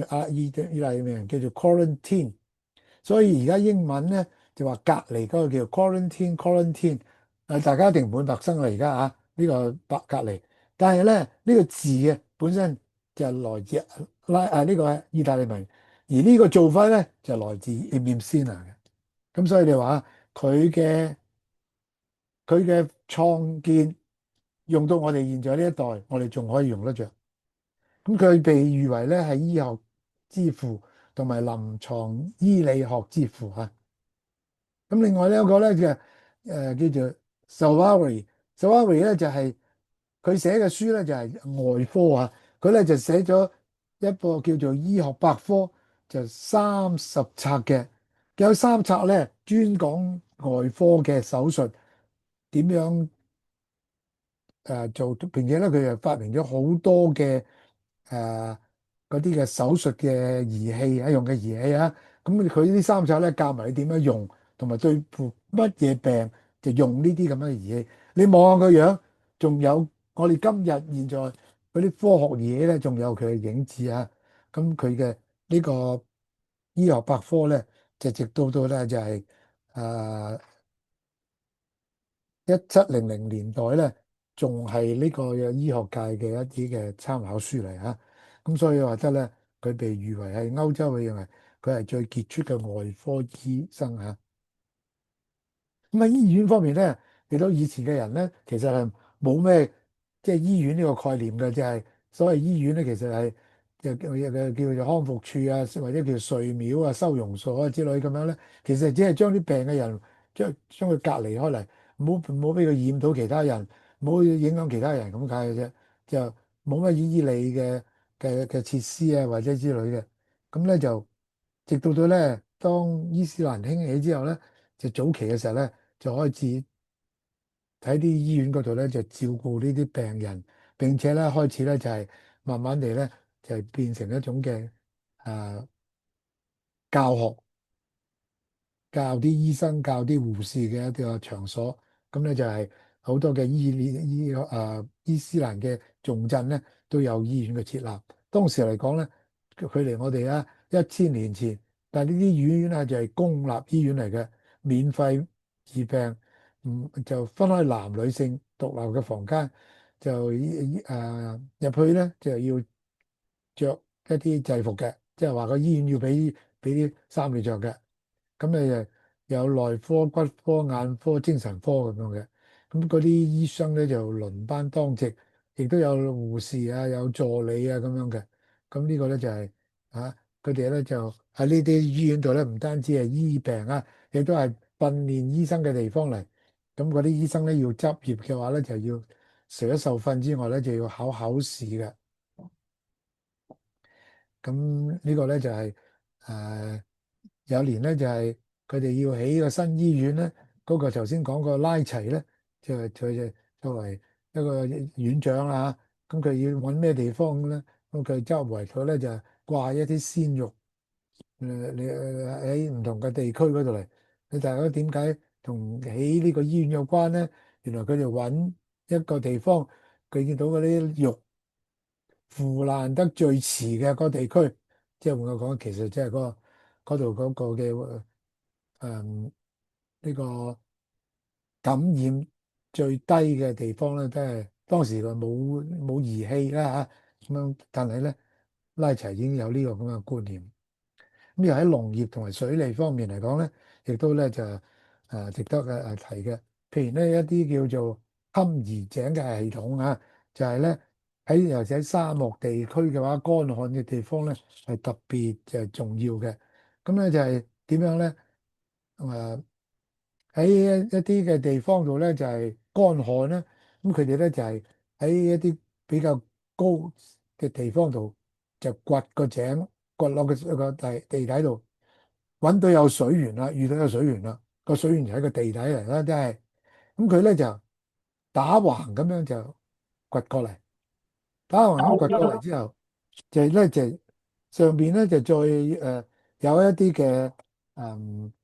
樹嘅井，一啲窿咁樣啦，就幫助佢哋日後咧就做維修嘅。譬如因為咧嗰啲底下嗰個渠咧，嗰個暗渠咧。其實就冇好似而家咁有英泥、石屎英泥咁樣鞏固佢嘅喎，咁佢就咁挖咗佢，咁啲水沖下沖下之後有啲浸積嘅沙泥啊咁噶嘛，咁所以要清理嘅。咁但係總之簡單啲咧，個做法就係咁樣嘅話咧，呢啲水咧就去到某個地方度咧，先至出到嚟嗰個水嘅嗰個嘅地面嗰度嚟，入嗰度係明渠嚟啦。咁即係換話講咧，咁長呢段路咧，就個水咧仲係喺嗰個地底嚟嘅，咁所以揮發咧就冇咁犀利，咁所以咧就能夠咧啲水嚟得到去到呢度地方。如果唔係佢喺地面嗰個渠喺地面嚟嘅話咧，即係早就已經乾晒，未到去到嗰個明渠嗰個區度咧，已經乾晒啲水。咁所以佢哋咧就咁咧就嗰啲水咧就可以去到嗰個有明渠，然後咧就有個儲水池，咁至於佢附近嗰度咧就可以有植物種植啊之類咁樣。咁呢個咧就係對當時咧誒嗰個科技嘅條件啊，對於一啲乾旱嘅地方咧非常之即係有好大嘅貢獻嘅。咁最早嘅時候咧，據講咧就係由伊朗開始先嘅。伊朗嘅人咧用呢種方法，後來到到伊斯蘭興盛嘅時候咧，於是咧就介紹到去其他地方度啊咁樣樣，包括咧你見到阿富汗、巴基斯坦，甚至中國，譬如咧呢個維吾爾啊，呢個新疆嗰度咧，都會有好多呢啲咁嘅坎兒井嘅。伊拉克、敘利亞、埃及、阿爾及利亞、摩洛哥，甚至咧就去到西班牙，特別再轉到去呢個美洲添咁樣嘅。咁呢啲嘅做法咧，就係一個即係以前嘅人嘅智慧啊。但係對嗰啲嘅乾旱嘅地方咧，呢個係非常即係有冇水泵啊咁樣嘅情況底下咧，呢個係一個非常之有用嘅方法嚟嘅。咁譬如呢個咧就摩洛哥一個井，即係好似啲咁樣，呢個就係嗰啲嘅。中間嗰啲樹井啊，就變咗咧有需要嗰度塞咗啦，咁啊呢度吊個人落去咧，就嚟即做清理啊咁樣樣啦。呢個咧就係出到嚟個明渠嗰個部分啦。咁呢個咧就係新疆嚟，據講新疆有過千幾2000條嘅呢啲咁樣嘅坎兒井嘅喎。咁就唔同嘅國家啦，咁呢啲都係嗰個出口嚟噶啦。個地底你又好難影啦嚇，咁就嗰個出到嚟就係綠洲嚟啦，有水咪係綠洲啦，係嘛？咁所以無論喺伊朗啊、阿爾及利亞、摩洛哥呢啲咧，都係係呢個伊斯蘭嘅當時嗰個文化一路傳播過去嘅。咁當時亦都有咧，就係喺西班牙度你有呢啲咁嘅水車啊，即係因為咧點樣將啲水提升，即係攞打啲水上嚟咧，亦都係一種一門學問嚟嘅。咁呢啲水車到現在咧仲存在嘅。咁除咗水車之外咧，仲有風車喎。喺咧原來600幾年嘅時候咧，就歐馬時期咧就已經就開始用風車喎。咁相對於歐洲嘅風車咧，早幾個世紀啊，早5個世紀啊，咁現在呢度咧，譬如阿富汗呢個係一個好古老嘅風車嘅遺跡啦嚇。咁呢個咧都係當時佢哋嘅喺呢方面嘅貢獻嚟嘅。咁咧，另外有一個嘅非常之出名嘅呢個 Jazari，呢個 Jazari 咧就佢本來係一個宮廷嘅一個工程師嚟嘅，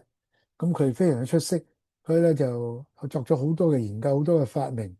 咁佢寫咗本書咧，就介紹咗50種嘅機械，誒分為6類，有啲抽水機啦、水鐘啦、洗手機啦咁。即係伊斯蘭人每日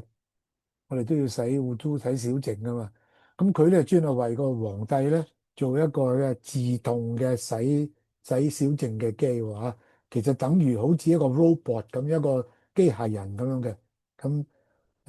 有機會我哋就有睇介紹下。咁咧就譬如咧用好短嘅時間聽下，睇下佢當時嘅發明啊。佢呢啲嘅喺佢嗰本書嗰度嚟嘅。就呢個咧就係個抽水機嚟嘅。呢個就係叫雙抽水機，即係喺兩邊啊，兩條管咁吸上嚟嘅，覆上上邊啊。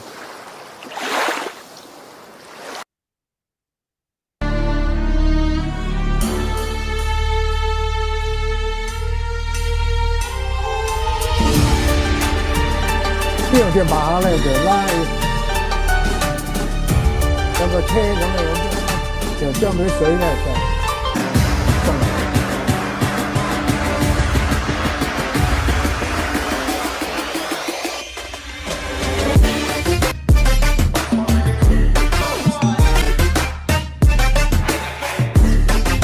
呢個就係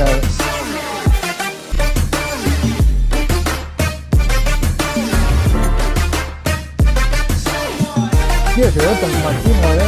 亦都可以用咧就水車嘅。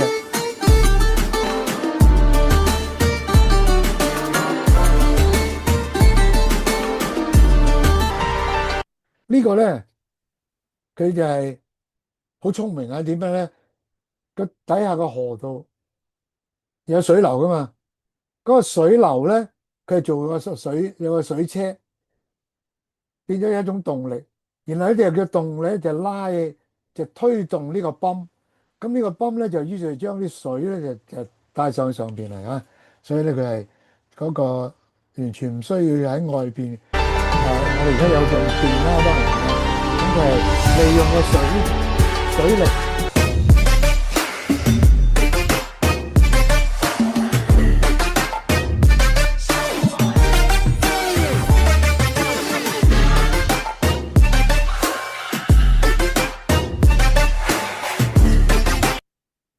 呢啲都係一啲唔同嘅製造啊！呢個咧就係嗰個嘅水鐘啊，就係佢咧即係一個好識即係一個好有創建嘅人啦。佢整呢個嘅水鐘咧，就係容納咗當時佢哋接觸到嘅穆斯林嘅各個地區嘅文化啊，包括印度嘅大象啦、希臘嘅抽水機啦、波斯嘅地氈啦、埃及嘅長生鳥啦、阿拉伯人物同埋一個中國嘅龍，將佢咧就係融為一體啊。The number of hours since sunrise is shown on the silver and black disc at the top of the clock, and the number of minutes into the hour is shown by the scribe's pen. The movements of the clock are regulated by a most wonderful mechanism that sits in a tank inside the elephant's body, a perforated floating bowl. 佢上邊嗰度咧就係時 There is a small hole in the floating bowl that regulates the speed at which it sinks. As it slowly submerges over half an hour, it tugs via a system of pulleys the scribe and his pen. 就係頭先個鐘嘅最頂嗰度就係個時嗰一刻咧，就係個時計嗰個幾多點鐘啦。就嗰個有個男仔揸住支筆度咧，嗰啲一刻嘅咧，就嗰就係分鐘嚟啦。咁咧就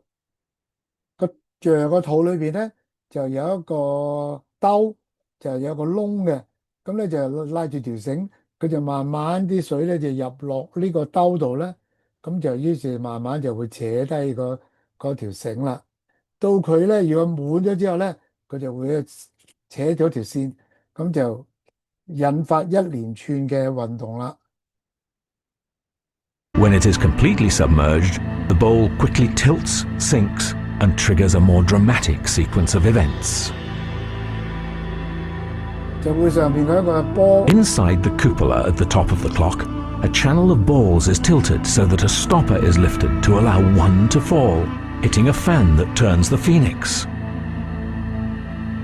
個波跌落嚟咧，就 The 推 ball 個 then 雀仔 drops out of one of the falcon's beaks into the serpent's mouth. As the serpent falls, rotating around its pivot, the weight of the ball tugs a rope that resets the bowl back to the surface of the water. 嗰條龍咧跌咗落嚟之後咧，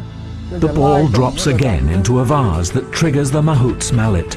and hits a cymbal, which sounds the half hour. 於是咧就個鐘就敲響啦。 As the ball collects in a trough, the float begins to submerge again,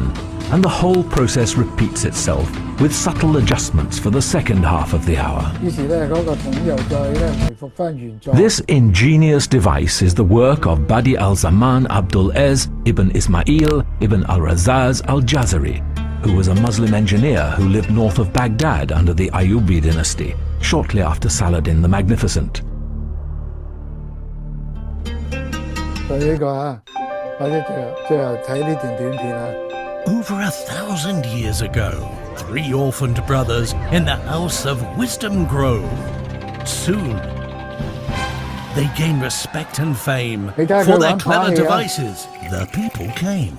In suspense and Yep, wonder, in- the crowds job wait. in there. What hidden secrets did these brothers 右邊係 create? 出埋啲水，咦？ Ingenious mechanics and no liquids mix.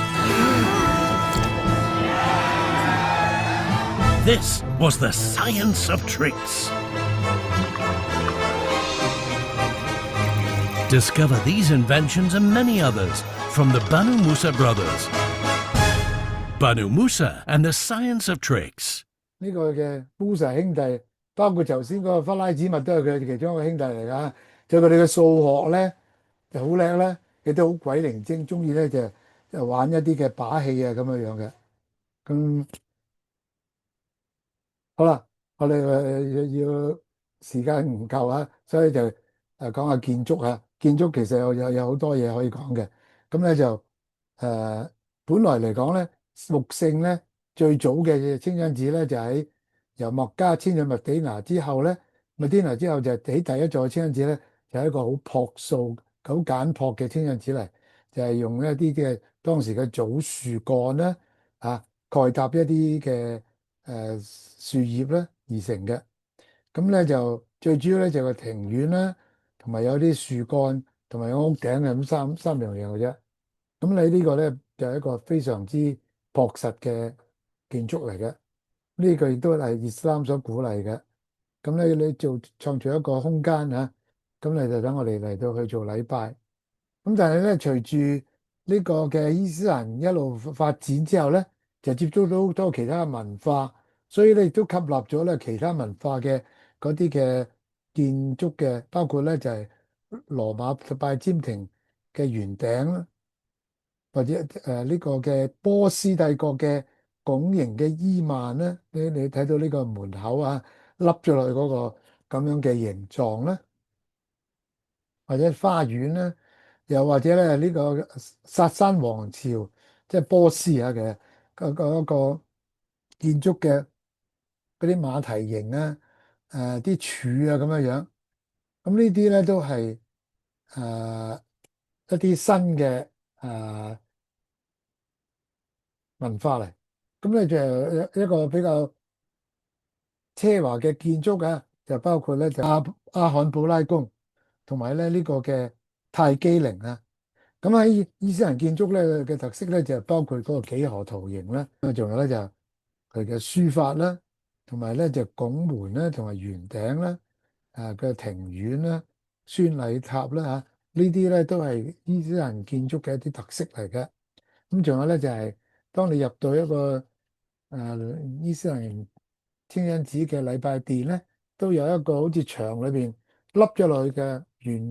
半圓嘅東西啊。咁我哋就叫佢叫做 mihrab。呢個 mihrab 咧就係可以講俾你聽，麥加天房就係呢個朝向就係呢邊嚟咁樣嚇。咁呢個亦都係一個裝飾咁樣樣。咁就譬如咧就係光線嘅運用咧，呢啲都係咧伊斯蘭建築嘅一啲好大嘅特色嚟嘅。咁譬如佢哋嘅用嘅材料啊、顏色啊咁樣咧，都係非常之考究嘅。咁佢嘅城市規劃咧，亦都係當時咧呢個巴格達咧嗰個城市咧就係一個圓形嘅嘅結構咁樣嘅。咁就中間咧就係清真寺，咁就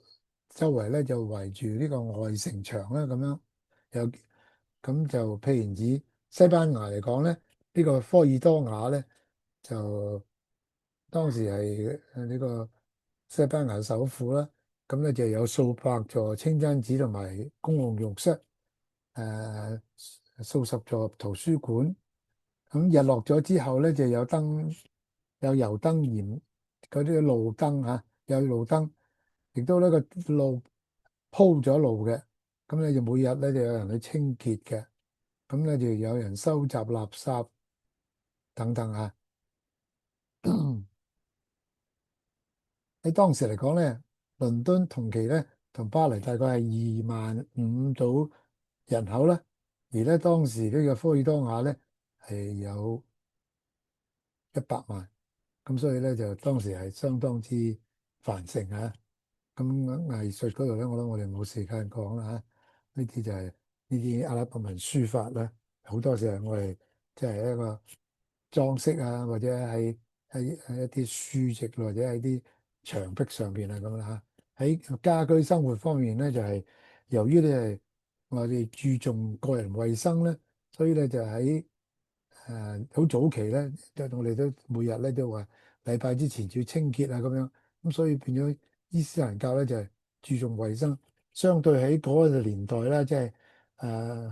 歐洲嘅黑暗世紀或者中國嘅古代都好啦，都唔會有呢咁嘅條件啊。咁所以咧變咗嗰啲人嚟對我哋話，我哋清真就係即係認為我哋有好注重清潔啦。咁所以當時咧就係有好多嘅，因為冇自來水供應，因為屋企就好難即係清洗。咁所以就有浴堂嘅出現啦。咁啊，土耳其啊，或者阿拉伯摩洛哥啊，好多啲穆斯林嘅國家咧，都會有呢個嘅公眾浴堂，可以喺嗰度嚟到清潔啊咁啦。亦都有一啲嘅誒番梘啦，同埋咧就係有啲嘅嗰陣時候咧就係木姓咧就好習慣咧用一啲嘅樹枝，佢即係將一啲特定嘅樹枝咧就搣住嗰啲皮，然後就咬碎佢咧，一支支咁咧，就好似作為牙刷咁樣用嘅，我哋叫做 miswak。咁呢一種咁樣嘅做法咧，其實即係換句話講，喺1400年前，伊斯蘭已經就着重咧衞生呢個口腔嘅衞生啊。咁所以一路咧就係傳播到世界各地嘅。咁啊，嗰啲穆斯林就有佢哋嘅獨特嘅紡織啦、地氈啦、好多嘅玻璃瓷器、陶瓷嘅器皿啦等等啊。我哋都冇時間講，或者我一陣間啲準備好啲資料啦，可能就派俾大家，咁大家慢慢睇啦嚇。咁譬如我哋飲品裏面咧，隻咖啡咧都係嗰啲穆斯林首先發明發現啊，然後咧就傳播到世界各地嘅。咁而家仲有咧好多嘅美食啦，咁就令到傳到去歐洲同埋中國，咁所以我哋變咗亦都係豐富咗我哋嘅嘅舌尖嘅福利係嘛？好多嘅水果啊咁樣樣啊，咁尤其是咧就係有好多嘅香料啊同埋草藥咧，就係由印度啊、東南亞咁原產地咧就係運到去歐洲同埋中國。咁咧令到我哋咧就能夠識得用呢啲咁樣嘅香料啊咁咧，除咗就係令到我增加我哋嘅味覺嘅享受之外咧，其實喺當時冇呢個嘅冷藏嘅時候咧，對於嘅食物嘅保存咧係起一個好大嘅作用嘅。咁呢個咧都係對於世界嗰個嘅文化咧受到貢獻好大啊！咁啊，貿易路線咧嚟講，我哋就冇時間講啦。我哋就只係講下咧，就係當時咧，就係有一啲嘅旅行家咧，包括有一個叫做伊本拜杜德，咁佢就環遊世界，嚟到中國啊，於是咧就佢哋寫啲遊記啊，講述各地嘅情況啦。亦都頭先講過介紹過呢個 Muhammad Idris，咁佢咧就做咗一個碟。就係咧有世界地圖喺上面嚟嘅。咁另外咧呢張就送俾個皇帝。你望落去呢個地圖好似都唔識，我哋都唔識嘅。其實你調轉佢咧，你就望得似唔似啊？呢個就阿拉伯中間呢個阿拉伯半島啦，右邊就係亞洲，底下就北非啦，係嘛？呢個上邊就係呢個歐洲啊。咁喺嗰個年代冇飛機冇人造衛星嘅話咧，寫到能夠做到呢個咁嘅地圖係非常之唔簡單啊！又譬如咧就係我哋嘅航海，就以我哋中國亦都當時元明兩代啊，受到呢個穆斯林嘅幫助啦，所以咧就我哋嘅喺呢方面嘅造船業咧發展得好好啊！所以譬如呢隻歌誒鄭和用嘅寶船啊，叫佢即係指揮船咧，佢係400幾尺長嘅。咁如果拍埋哥倫布用嗰隻船咧，就變咗大模見小模啦。而但係實際上咧，哥倫布係後鄭和成100年嘅，咁佢哋應該嗰陣時候嘅技術條件咧係更加應該更成熟先啱嘅。但係咧，你見得到咧就係佢哋嘅規模遠遠比唔上鄭和嗰隻寶船啊。咁你可以想即係想知道當時嗰啲穆斯林嘅技術嘅發展啦。又譬如咧就係誒頭先講陸講海，而家講空咯喎，就係咧喺公元9世紀就已經有個穆斯林咧，呢個阿巴斯咧就係想學飛啊。當然佢當時唔成功啦，因為嗰時嘅條件所限咧。但係佢呢種咁樣嘅呢種嘅意志同埋呢種嘅創新嘅想法咧，就係咧比呢個萊特兄弟咧早咗1000年。接落嚟我哋冇時間講啦，我哋咧只係講下咧有一位嘅人咧就係頭先都話講喺嗰個世界第一所大學嘅畢業嘅其中呢個嘅 Ibn Khaldun 咧，就係佢嘅寫咗本書叫做《歷史緒論》咧，就成為咗咧呢個歷史嘅哲學嘅巨著，所以咧被尊為咧社會學同埋歷史學哲學嘅奠基人。我哋介紹咗咧就係伊斯蘭各個領域嘅貢獻之後咧，我哋為你再做一啲簡單嘅總結啊。呢個歷史學家 Philip Hitti 咧喺佢嘅叫做《History of the Arab》阿拉伯人歷史嗰度咧，或者通史度咧，佢咁講，佢話咧喺8世紀中葉到13世紀初嘅呢一段時間，講阿拉伯話嘅人民係高舉世界文化同埋文明嘅火炬手。有咗佢哋嘅努力，西歐嘅文藝復興先至有可能發生。佢話喺中世紀嘅時代，任何民族對於咧人類進步嘅貢獻咧，都比唔上阿拉伯人或者講阿拉伯話嘅各族人民。另外一位歷史學家Peter Stern，咁佢咁講啊，佢話喺7世紀後1000年嘅大部分時間裏邊，伊斯蘭文明係古典時代東半球各個主要嘅文明相互聯繫嘅重要紐帶，即係話咧，Islam 將以前嘅文明連接起嚟。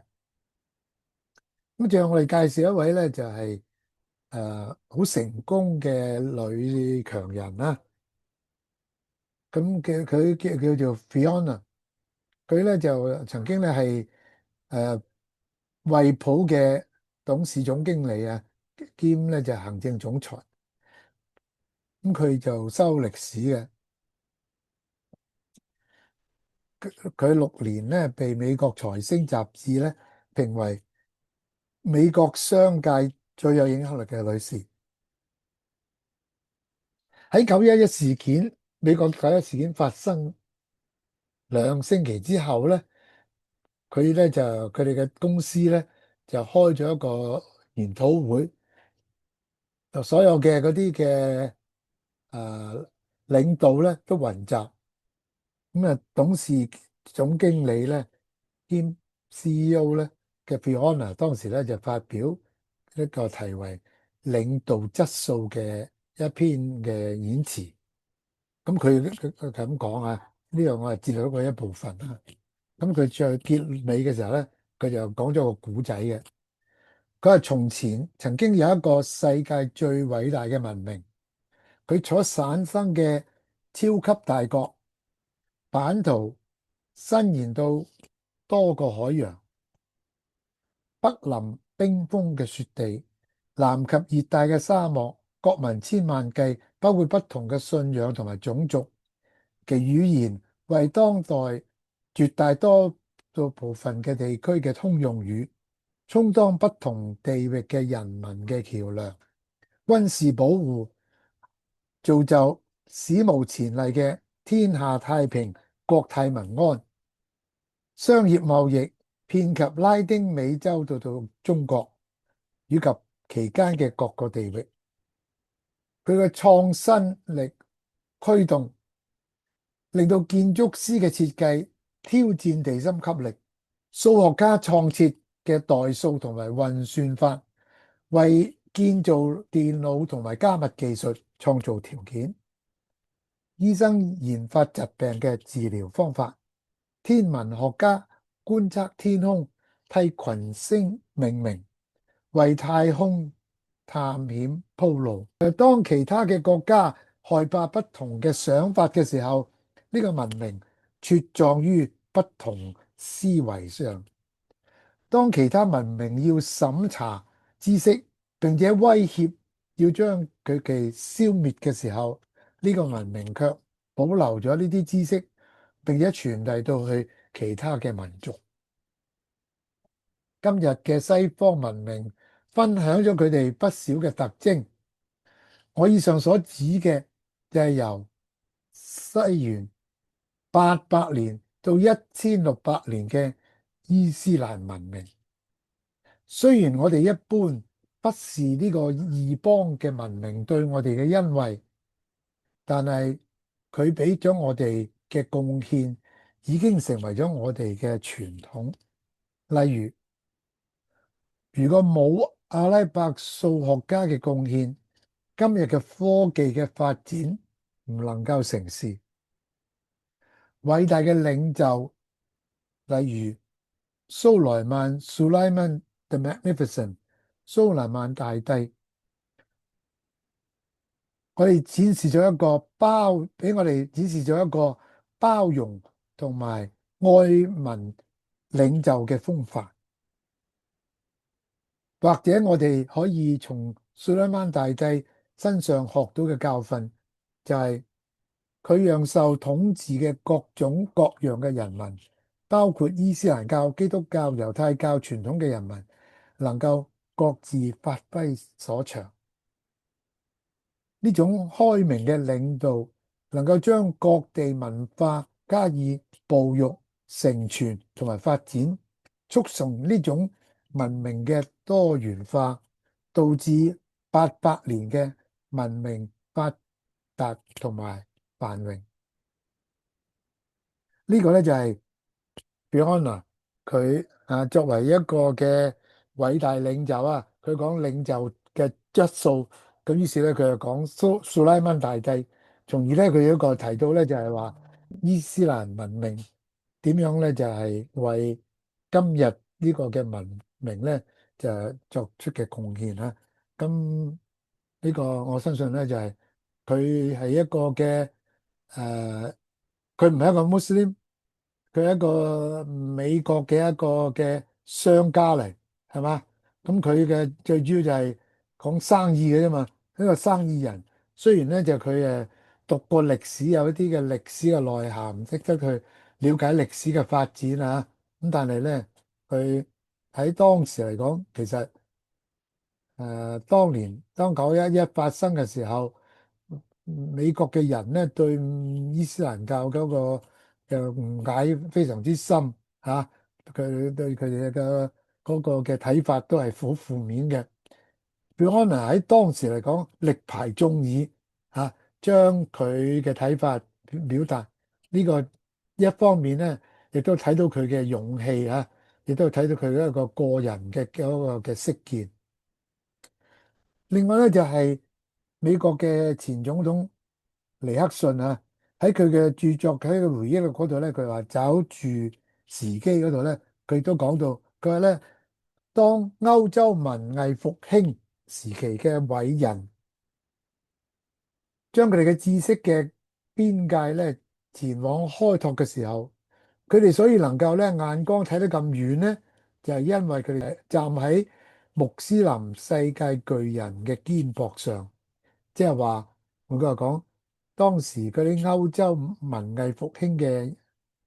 就係站喺穆斯林嘅文明嘅肩膊上邊嚟，所以我頭先就話呢個嘅當時嗰個真相就係西方嘅文明文化站喺穆斯林巨人嘅肩膊上邊啊！我哋係咁講啊。總結。或者咧，我哋可借用咧加拿大一位嘅教授啊，叫做 Jamal Badawi，佢終結咗咧呢個伊斯蘭歷史。咁或者我花少少時間啦，希望大家咧就忍耐一下。佢話咧，伊斯蘭教係源於天啟指導嘅完整而全面嘅生活方式，不區分宗教同埋物質生活，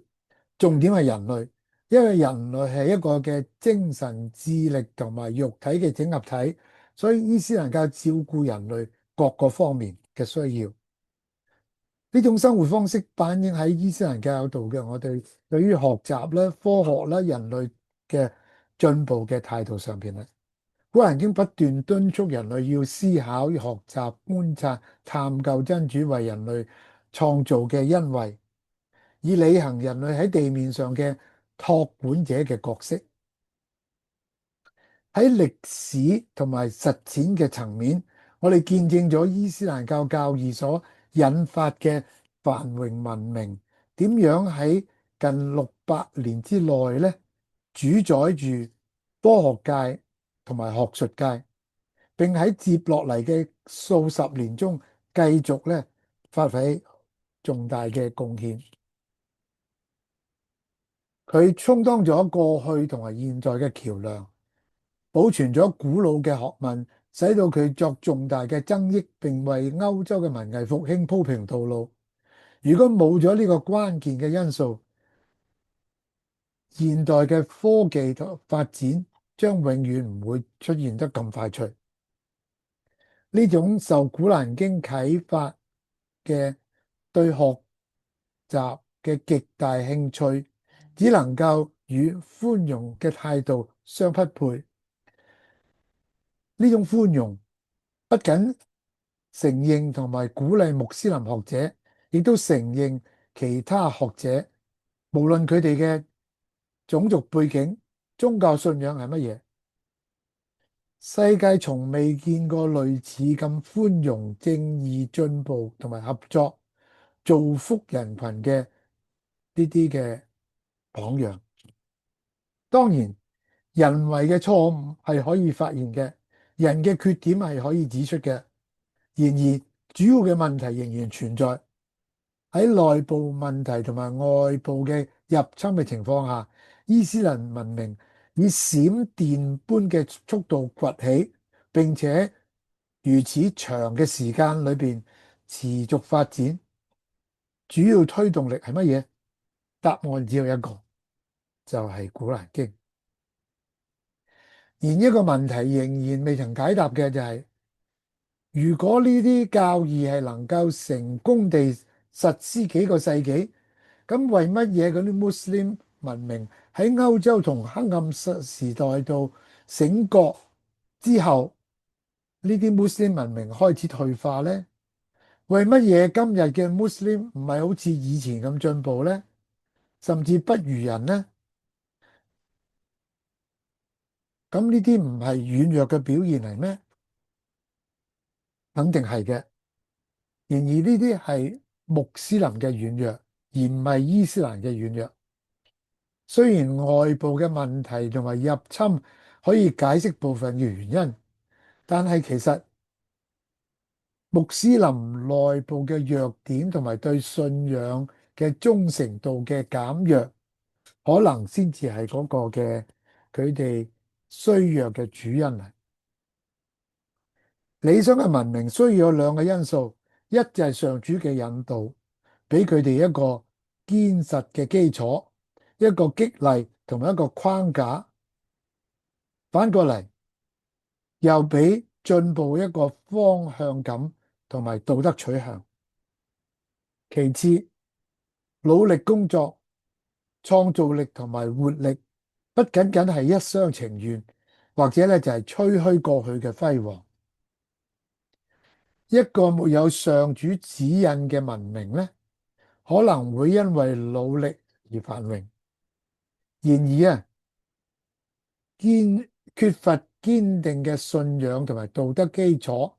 就會導致偏差同埋最終墮落。同樣地，一個只流於口頭上說教，唔肯履行義務嘅文明，亦都會墮落。唔係因為佢嘅原則軟弱，而係因為佢嘅追隨者冇遵守呢啲原則。穆斯林係咪應該同其他人一樣，朝住一個取之不盡嘅力量前進呢？歷史會唔會重演呢？穆斯林衰落之後會唔會再繁盛呢？穆斯林會唔會可以為所有嘅人嘅利益建立更美好嘅世界，再好似以前咁樣盡一分嘅力量呢？咁樣喺另外一個上海外語學院嘅一位丁俊教授，佢咁講啊，佢話伊斯蘭從放縱、禁錮同埋迷信當中咧解放咗人性。伊斯蘭帶嚟嘅和平同埋寬容嘅一系列普世價值，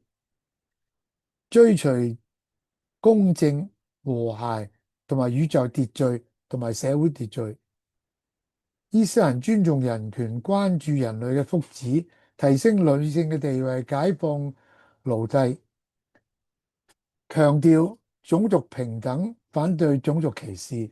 重視衛生，注重人類身體嘅身心嘅健康，強調宗教信仰自由，主張民主協商，倡導科學精神，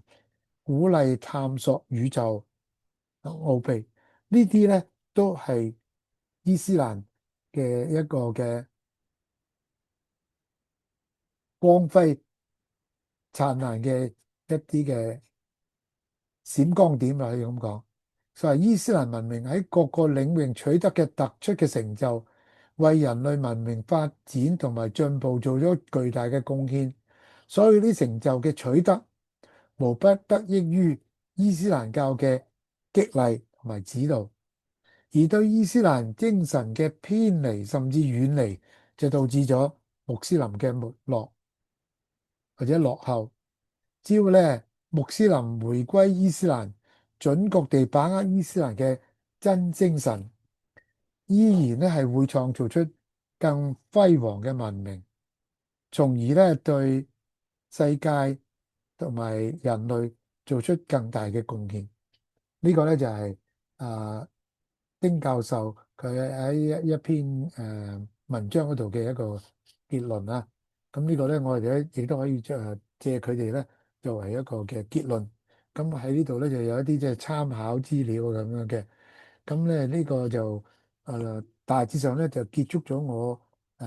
嘅分享。咁或者咧我哋剩低嘅時候咧，我想同大家一齊咧就係交流一下咁樣嘅。